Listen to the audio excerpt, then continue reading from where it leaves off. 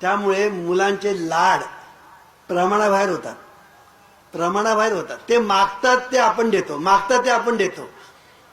आणि आपल्याला असं वाटतं की ते मागतात आणि आपण देतो, आपला मोठेपणा आहे असं आपल्याला वाटतं. पण त्यामुळे मुलं शेफारतात, ही गोष्ट आपल्या ध्यानात येत नाही. ती मुलं आपल्या डोक्यावर बसतात, ही गोष्ट आपल्या ध्यानात येत नाही. आणि त्याचा परिणाम असा होतो की मुलं जसजशी मोठी व्हायला लागतात तशी ती हाताबाहेर जायला लागतात. म्हणून एक मी मंत्र तुम्हाला सांगतो, तो लक्षात घ्या. मुलं जोपर्यंत लहान आहेत, म्हणजे 8-10 वर्षापर्यंत, तोपर्यंत मुलांचे लाड करू नका. आता जे झालं ते झालं. नवीन जोडपी आहे त्यांना सांगतो, कळलं की नाही? जी नवीन जोडपी आहे त्यांच्यासाठी सांगतो की मुलांचे लाड 8-10 वर्षापर्यंत करू नका. त्यांना जितक्या चांगल्या सवयी लावता येईल तितक्या लावा, जितक्या चांगल्या सवयी लावता येईल तितक्या लावा. कळलं की नाही? व्यायाम करणं, दोरीवरच्या उड्या, योगा करणं, चांगल्या सवयी लावणं, चांगली शिकवण देणं, चांगलं शिक्षण देणं, ह्या सगळ्या गोष्टी ज्या आहेत, या सगळ्या गोष्टी लहानपणापासून, रात्री झोपताना ब्रश करणं, सकाळी उठल्याबरोबर ब्रश करणं, खाल्ल्यानंतर चूळ भरणं वगैरे वगैरे, सगळ्या सवयी लहानपणापासून जर तुम्ही मुलांना लावल्या तर त्या सवयी सबकॉन्शियस माइंडमध्ये जातात.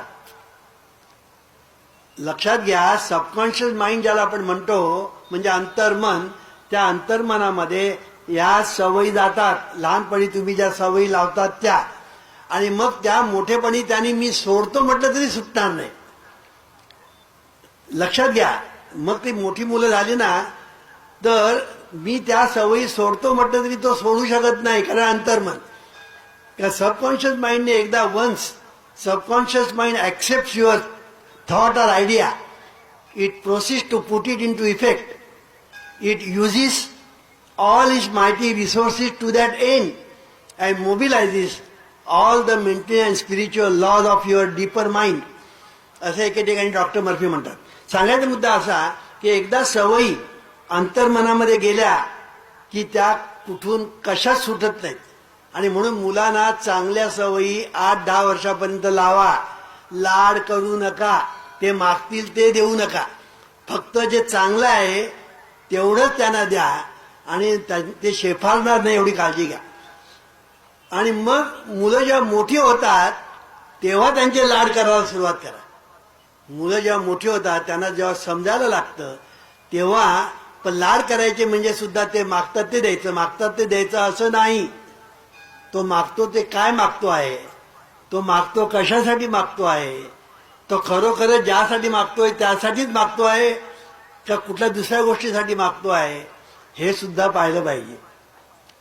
आईबापांची जबाबदारी फार मोठी असते. आईबापांनी मुलांना जन्म दिला म्हणजे कृतकृत्य झाले असं नव्हे. मुलांना जन्म दिल्यानंतर life begins from there only. आणि म्हणून मुलांना जन्म दिल्यानंतर त्यांना लहानाचं मोठं अत्यंत सुंदर रीतीने सुरेखपणाने करणं हे आईबापांची जबाबदारी आहे. आणि ही जबाबदारी जर आईबापांनी पाळली नाही आणि मुलं जर बिघडली तर त्याचा दोष आईबापावर असतो, हे लक्षात ठेवलं पाहिजे. म्हणून आईबापांनी सुद्धा सुशिक्षित आणि सुसंस्कारित असलं पाहिजे. आईबापच जर सुशिक्षित आणि सुसंस्कारित नसेल तर त्याचे अनिष्ट परिणाम मुलावर होतात.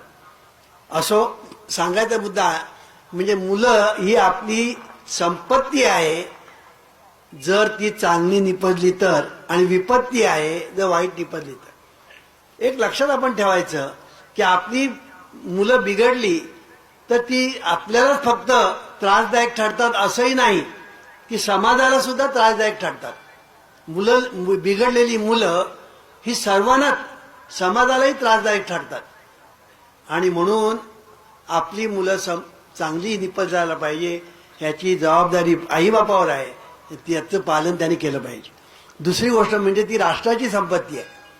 ही राष्ट्राची संपत्ती आहे हे पण लक्षात घेतलं पाहिजे की राष्ट्र आपलं बलवान व्हायला पाहिजे असेल, राष्ट्र सर्व राष्ट्रांच्या पुढे जायला पाहिजे असेल प्रगतीपथावर, तर आपली मुलं चांगली निपजली पाहिजेत.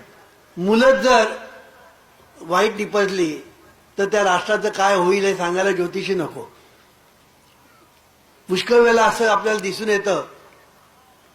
मी अमेरिकेत गेलो होतो तेव्हा मला असे अनुभव आले की लहान मुलं सुद्धा, मोठी माणसं तर बोलतातच, बायका, मोठी माणसं, लहान मुलं सगळी, त्यांच्या तोंडामध्ये एक नेहमी वाक्य असतं, इट इज माय लाईफ. काय म्हणतात ते? It is my life. हे संपूर्ण चुकीचं आहे. Totally wrong. It is my life असं जेव्हा मुलं म्हणतात किंवा मोठी माणसं म्हणतात किंवा बायका म्हणतात तेव्हा इट इज टोटली रॉंग. हे संपूर्ण चुकीचं आहे. Life is not yours. Your life is life of your family, of your society, of your nation. हे आपण कधीही विसरता कामा नये. आणि म्हणून या दृष्टीने आपली मुलं राष्ट्राचे उत्तम नागरिक झाले पाहिजेत याची काळजी आपण घेतली पाहिजे. आणि म्हणून मुलांना चांगल्या सवयी लावल्या पाहिजेत. ते इट इज माय लाईफ असं जर मुलं म्हणायला लागली, कारण अमेरिकेचं वारं इथे येत आहे ना, अमेरिकेचं वारं इथं भरपूर येऊन राहिलेलं आहे. त्या याच्यामध्ये हे पण वारं येईल. अजूनपर्यंत माझ्या कानावर हा शब्द आलेला नाही, पण मी तरी कुठे जातोय सर्व ठिकाणी. कदाचित येत पण असेल, तर येत असेल तर त्यांना मला एवढंच सांगायचं आहे की it is not your life. Life is not yours. You live in the society. आणि सोसायटीचं, राष्ट्राचं तुझ्यावर ऋण आहे. इतकं ऋण आहे, इतकं ऋण आहे की ते जर ऋण तुझ्यावर नसतं तर तू जगू पण शकला नसता. इतकं राष्ट्राचं ऋण तुझ्यावर आहे.